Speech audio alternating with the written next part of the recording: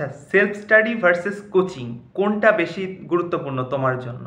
তো এটা আমি তোমার ফ্যাক্টর থেকেই বোঝানোর চেষ্টা করি। ধরো তুমি ঢাকার এমন একটা জায়গায় থাকো যেখান থেকে তোমার কোচিংয়ের দূরত্ব বাসে যাইতে গেলে 1 ঘন্টা সময় লাগে।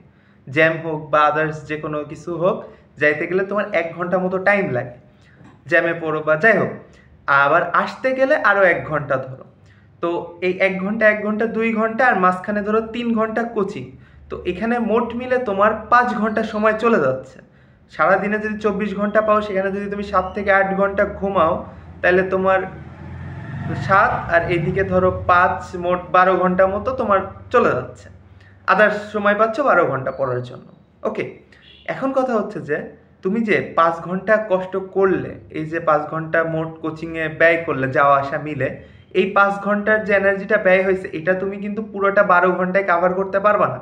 কজ সারাদিন ওই কোচিং করার পরে তোমার এনার্জি আর থাকবে না, তোমার বাসায় যে মনে হবে একটু শুয়ে পড়ি, একটু আরাম করি, মনে হবে স্বাভাবিক।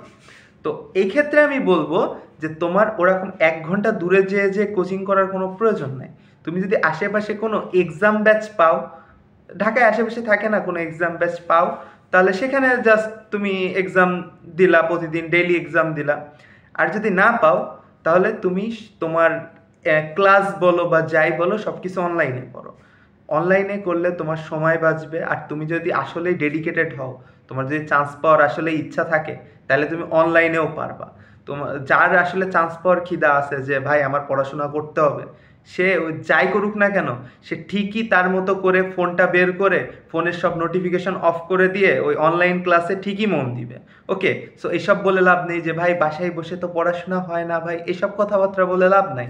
তো যে পড়াশোনা করবে তার সব জায়গায় পড়াশোনা হবে।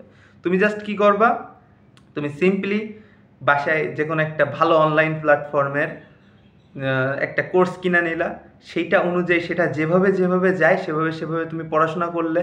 তো ওই টাইমে পড়াশোনা করলে তোমার ওইভাবে পড়াশোনা করলে কী সুবিধা হবে, তোমার এক্সট্রা এনার্জি খরচ হবে না। তুমি যে কোচিংয়ে দৌড়ায় দৌড়ায় যাচ্ছ আবার আসতেছো, তো এতে একটা এক্সট্রা এনার্জি তোমার লস হচ্ছে, এটা আর হবে না। ওকে, আর সেলফ স্টাডির যে ব্যাপারটায় আসি, সেটা হচ্ছে তুমি যত ভালো কোচিংয়েই পড়ো না কেন, যত সুন্দর অনলাইন প্ল্যাটফর্মের কোর্স কেনো না কেন, তুমি যদি নিজে নিজে কোয়েশ্চেন সলভ না করো, বা তুমি নিজে নিজে ওই পড়াগুলো যদি কমপ্লিট না করো, তোমাকে ভাই কেউ চান্স দিতে পারবে না। কারণ অ্যাডমিশন এক্সাম এত ইজি না যে তুমি আন্দাজে দাগাই দিলা চান্স হয়ে গেল। এটা পসিবল না, এটা কখনোই পসিবল না, এটা হবেই না। তো তোমাকে যে কাজটা করতে হবে, তোমাকে এইসব বিষয়ে সিনসিয়ার হইতে হবে, তোমাকে প্রচুর পরিমাণে প্র্যাকটিস করতে হবে। কোচিং, হ্যাঁ ঠিক আছে, বেসিক কিছু জিনিসপত্র শেখার জন্য, কিছু শর্টকাট ট্রিক্স শেখার জন্য অনলাইন প্ল্যাটফর্ম হোক অফলাইন প্ল্যাটফর্ম হোক ভালো, কিন্তু তোমাকে নিজে নিজে সেই জিনিসগুলো বারবার প্র্যাকটিস করতে হবে। তো তুমি তোমার জন্য মিনিমাম একটা সময় সিলেক্ট করো, ওই সময়টার ভেতরেই তুমি যত পারো না কেন কোয়েশ্চেন সলভ করো, আর কোনো কাজ করতে হবে না তোমাকে, ঠিক আছে? যেইখান থেকে পাও সেখান থেকে ধরে কোয়েশ্চেন সলভ করো, কঠিন কোয়েশ্চেন হোক সহজ কোয়েশ্চেন হোক, সলভ করতে থাকো। ওকে, আর কত কেমন কি পড়া লাগবে আর কোয়েশ্চেন কীভাবে সলভ করা লাগবে, এটা নিয়ে যদি তোমাদের কোনো ভিডিও দরকার হয় সেটা নিয়ে আমাকে বললো, আমি সেটা নিয়েও ভিডিও দিব। ওকে, আল্লাহ হাফিজ।